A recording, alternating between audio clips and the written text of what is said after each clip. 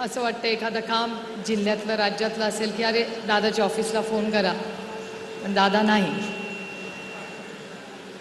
ठीक आहे, कामं होत राहतात, पण आयुष्यभर आपल्या घरातला एक कर्ता पुरुष, आपला एक भाऊ नाही, हे दुःख आयुष्यभर आपल्या सगळ्यांच्या अंतःकरणातून जाईल.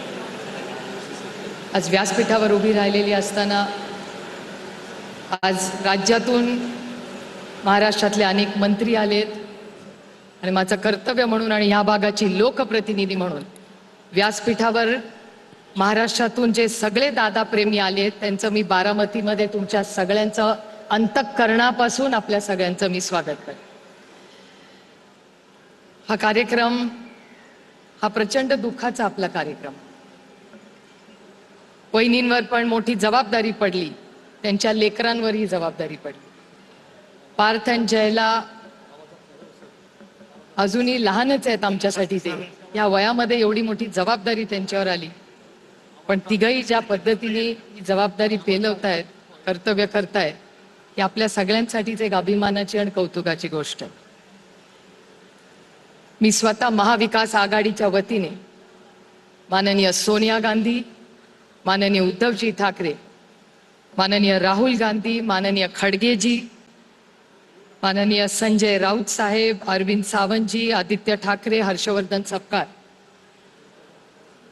शशिकांत शिंदेजी, जयंत पाटीलजी, माझे सगळे सहकारी आणि पदाधिकारी, यांच्या सगळ्यांच्या वतीने वहिनींना शब्द देते की महाविकास आघाडीतला प्रत्येक कार्यकर्ता आणि जो बारामतीतला मतदार आहे तो वहिनींना ह्या इलेक्शनमध्ये ताकदीने त्यांच्या बरोबर उभा राहायला शब्द द्यायला.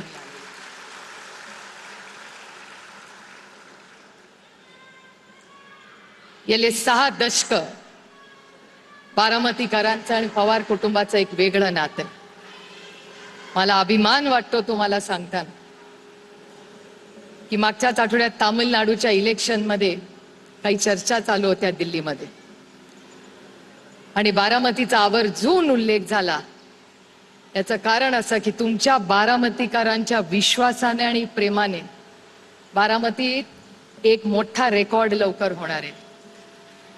ज्या आदरणीय पवार साहेबांना 6 दशक ह्याच बारामतीकरांनी साथ दिली, या देशामध्ये सगळ्यात जास्त वेळा निवडून यायचा मान हा कुणाला मिळणार आहे तर तो बारामतीकरांना मिळणार.